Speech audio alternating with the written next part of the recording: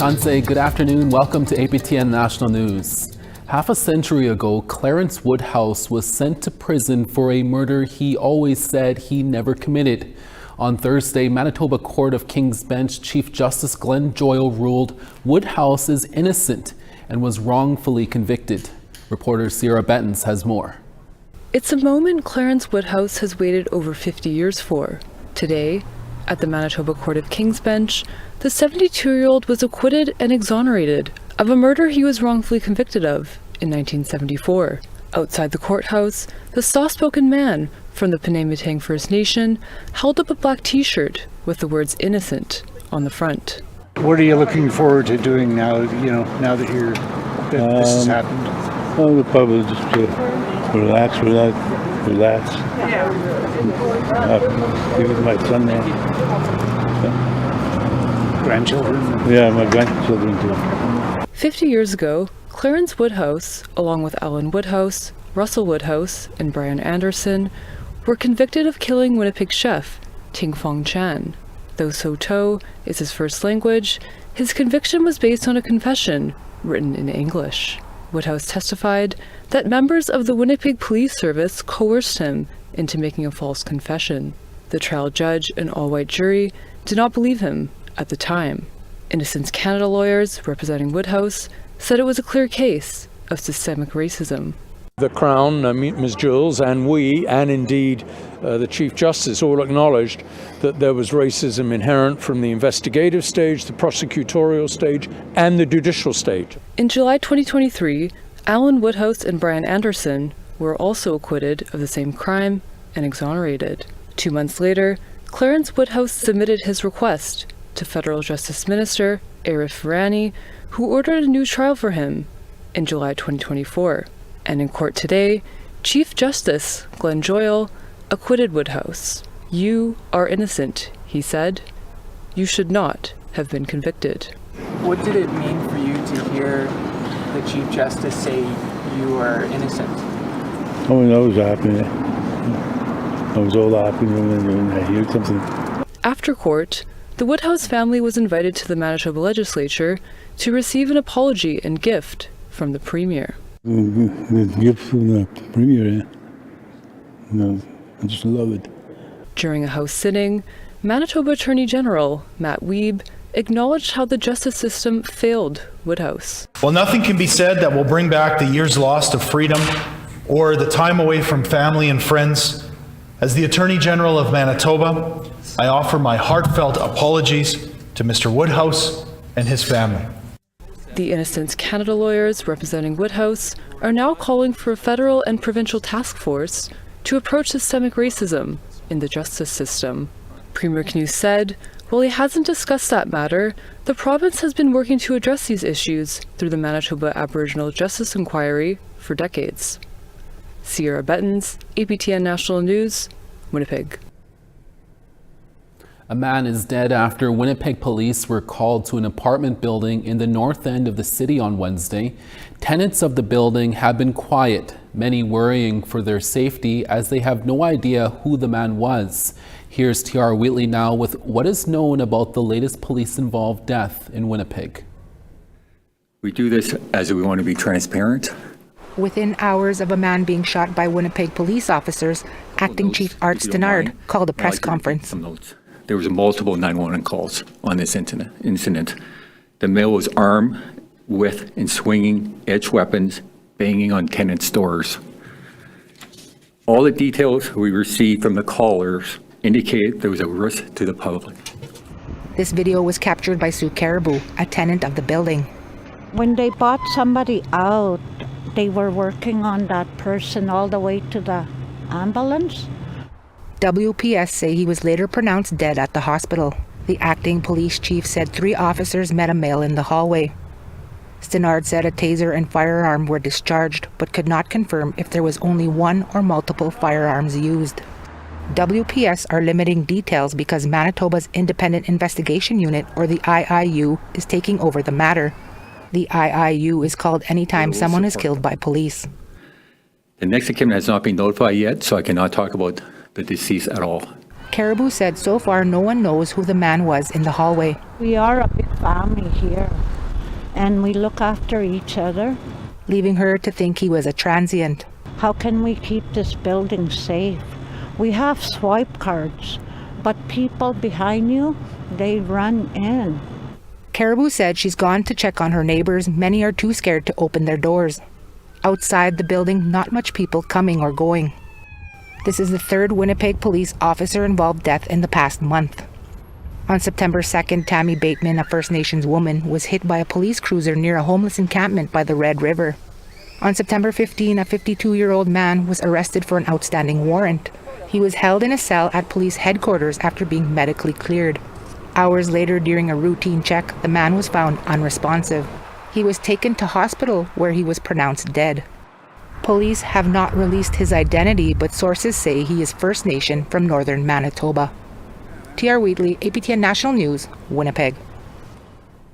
In a prepared statement, the Assembly of Manitoba chiefs said they are deeply concerned by ongoing incidents, particularly when First Nations individuals are involved. AMC said it is also particularly alarmed by systemic flaws within oversight bodies that investigate police conduct. Covering more than 6 million acres in North America, the Buffalo Treaty was signed 10 years ago to preserve the buffalo ways through conservation, culture, and education. CTV's Rachel Crow-Spreading Wings brings us more from Alberta for rare access to this historic event.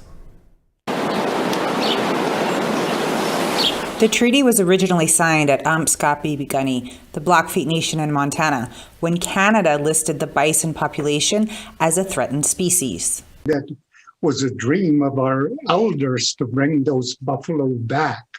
The bison, often called buffalo or ini in Blackfoot, are a source of life to many First Nations on Turtle Island. In Standoff, Alberta, Kainai First Nations, the Blood Reserve, more than 1,000 people renewed their commitment. 40 different Indigenous nations came as far as Texas and Manitoba.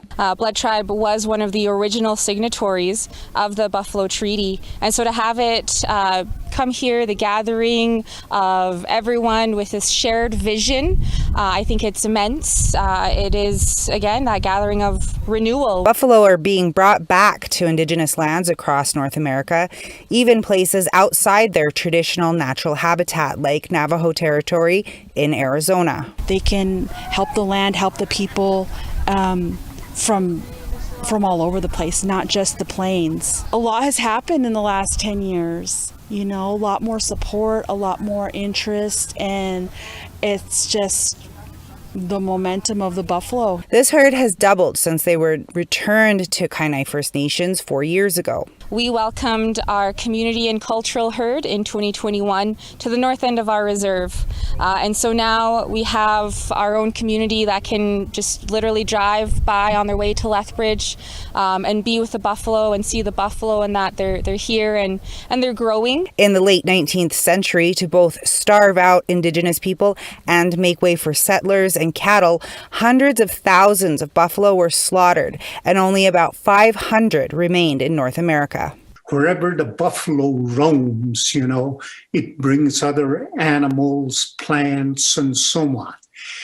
It's also very important with regard to our culture, our songs, our stories, our ceremonies are all, you know, connected to that animal. Efforts like the Buffalo Treaty have helped the population to rebound to about 400,000 in North America today. Rachel Crow-Spreading Wings, CTV News, east of Edmonton. The CFL has released a new short documentary on the U18 National Indigenous Women's Tackle football team. That story when we come back. Stay with us.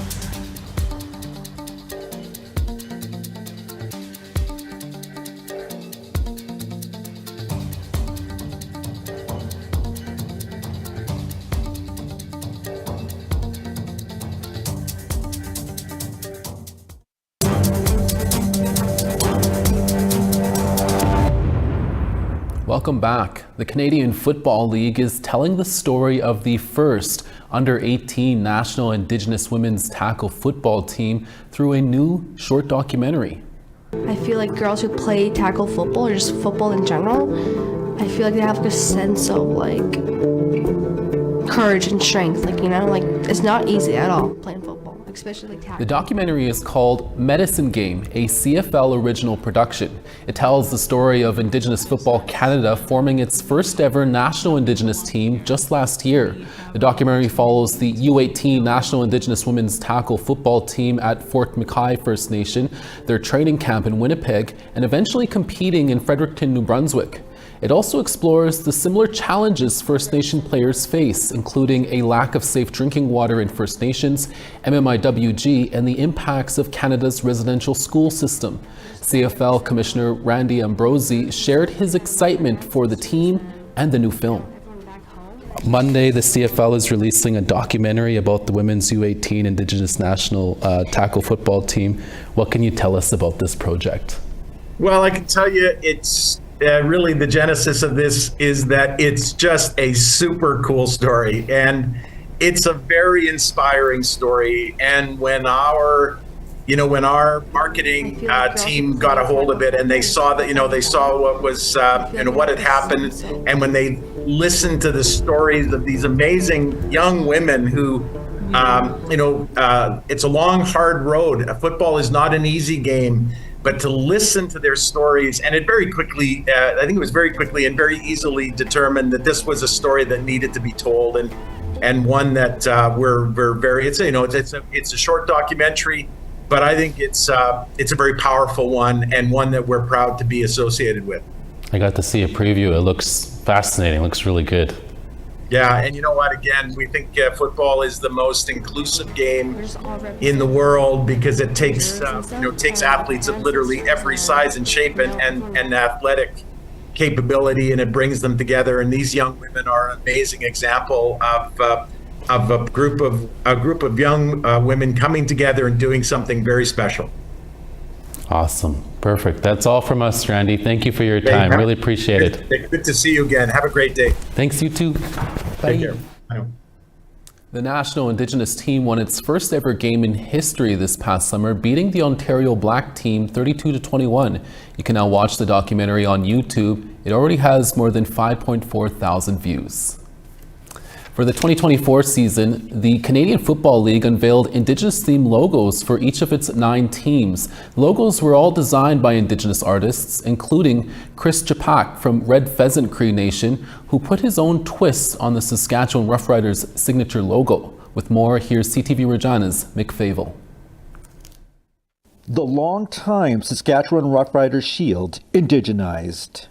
Within the logo, the buffalo to signify the spirit of the prairies, as well as the sun, the grass, and the river to represent the signing of Treaty 4. Artist Chris Chipak says he was striving for a look that could encompass all of Saskatchewan. I had to think of something that was going to touch all 4 corners of our province, not just Regina, not just the football players themselves, but it was going to reach and connect all of us.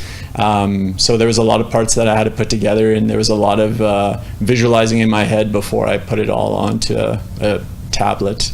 To commemorate the National Day for Truth and Reconciliation, the Canadian Football League unveiled logos for each of its 9 teams. Indigenous artists from across the country were chosen for the job. Those on the field and on the sidelines are welcoming the new look. The logo's sick. I don't know what kind of merchandise we got going on. That you got to talk to people at the Rider store. But no, I love it, man. It looks great, and I think it encompasses a lot from this province. So it's sweet. The Rough Riders have been supporters of truth and reconciliation. This year, an Indigenous-focused youth camp was held over the weekend with over 200 players and coaches making their way from northern Saskatchewan. Saturday's Kiss Saskatchewan game was filled with many moments celebrating Indigenous culture and sport. The organization hopes the new logo will be a way to continue to break barriers and create positive relationships. This is something that feels inclusive, representative of Saskatchewan, and something that really speaks to how rich our culture is in Saskatchewan, and our long-term commitment to celebrating it and bringing truth and reconciliation towards it. Chipak says the logo will be a conversation starter or an idea generator for truth and reconciliation. I think when we think of reconciliation, it is a process. It's not something that's going to happen overnight. And if there's ways that we can work together or heal together, I think that's a huge part of reconciliation. The new Rider logo has been a hit with fans and merchandise has been moving fast. The Riders say new shipments are on the way to meet demand. The results are in for this year's Tim Hortons Orange Sprinkled Donut campaign. The company has announced that it raised more than $800,000 for Indigenous organizations. The campaign was created in 2021 by a group of Indigenous Tim Hortons restaurant owners. And since its inception, more than $4.4 million has been raised. 100% of the proceeds are donated to various Indigenous organizations committed to helping residential school survivors and educational campaigns. They include the Orange Shirt Society, the Indian Residential School Survivors Society, and the Gord Downey and Chani Winjuk Fund, to name a few. In a statement, Shannon Henderson, the president for the Orange Shirt Society, says the Orange Shirt Society extends its sincere appreciation to Tim Hortons for its commitment to reconciliation and for providing a platform for all Canadians to unite and foster education and awareness through the campaign. With the proceeds, we can sustain our initiatives, including the Orange Jersey Project, Every Child Matters Crosswalk, Quilt for Survivors, Survivors Speaker Series, and our 2026 educational event. We now want to tell you about this week's third WebPole Web Question. We're asking, should Canada introduce legal measures against residential school denialism? The three answers include yes, no, or unsure. Have your say at www.aptnnews.ca. Tina House is back for part of her sit-down interview with BC Premier David Eby. We're back in less than 3 minutes. Stick around.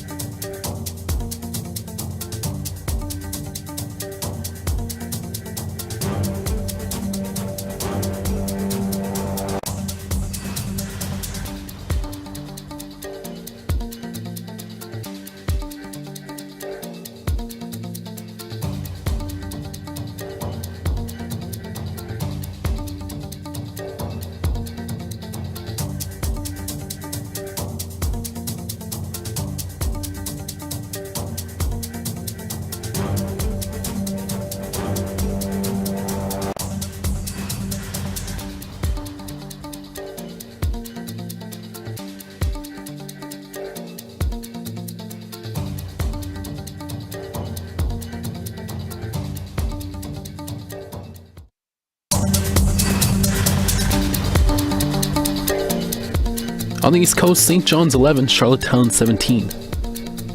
Nain 12, La Grande River 7. Gaspé 15, Val-d'Or 11. Windsor 13, Peterborough 17. 24 in Timmins, Sudbury 13. Churchill 2, Thompson 1. 7 in Winnipeg, Princess Harbour 8. Regina 4, Yorkton 2. La Ronge 1, Buffalo Narrows 0. Peace River 7, Fort Chipewyan 6. Calgary 18, Red Deer 18. Tofino 15, Penticton 18 with rain. Fort Nelson 5, Dease Lake 6 with rain. Watson Lake 5, Dawson partly cloudy and 8. Sunny and Yellowknife at 6, Wrigley 8. Sax Harbor 1, Colville Lake 4. Baker Lake 3, Chesterfield 3 with snow. Clyde River 4, Aglulik 3. Yesterday, we brought you part 1 of APTN's Tina House's sit-down interview with BC Premier David Eby. Now here's part 2 of that interview. You've accomplished quite a bit in the last 2 years. If re-elected, what are your plans on advancing the rights of Indigenous people in this province? Well, there's a pretty stark choice in the upcoming election around how we work with Indigenous people as the provincial government in British Columbia.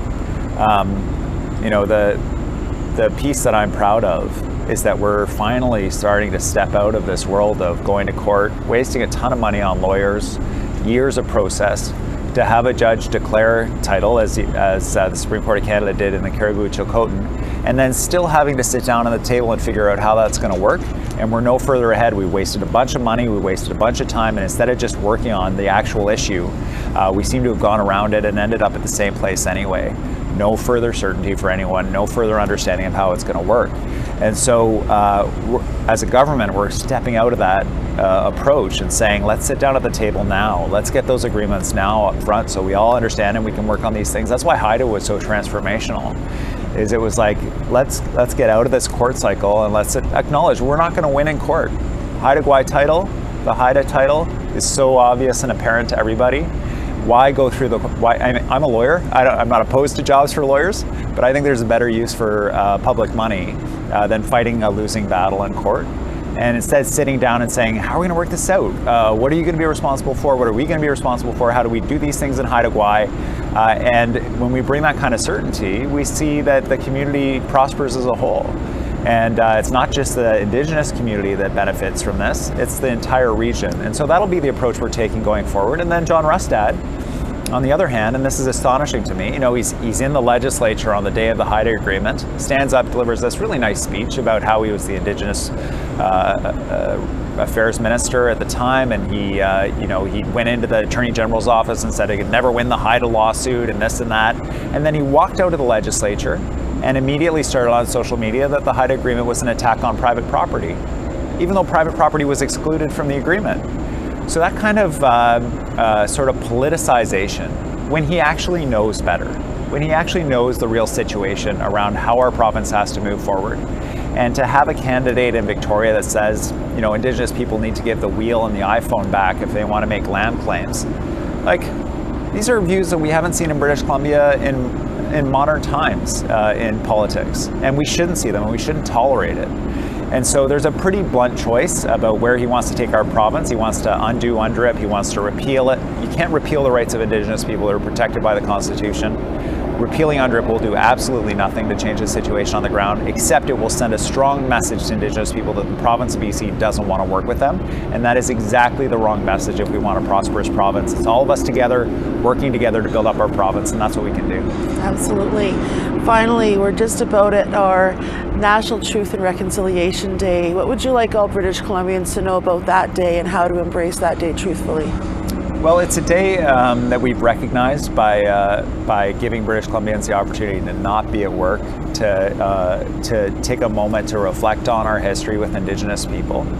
And there's a really awful and tragic and horrible history that we have with Indigenous people in the province. And there's also where we are and where we're going, which is recognizing that history, learning from it, and moving forward to build together. I look at projects like we're just down the street from Squamish Nation project where the land of the Squamish Nation under the Broad Street Bridge, there were a bunch of people living there. They were moved off it, and land was just taken from them by government. And then when Squamish got it back through a specific claims process with the federal government, they didn't say, forget everybody else. We're just doing it for Squamish Nation. Squamish said, no, we're going to build housing for the whole community, including Squamish Nation members.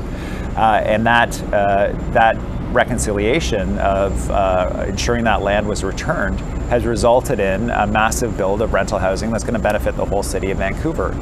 And so the piece that I take on Reconciliation Day is that by doing this work as a province, as a government, federally, as local governments, with First Nations governments and First Nations people, we lift all of our boats. It improves life for everybody. This reconciliation work isn't a zero-sum game. It doesn't take something away from somebody. It creates the possibility for all of us to be better off, and that's my goal, and that's what all of our goals should be, and that's what I hope people take away from that day.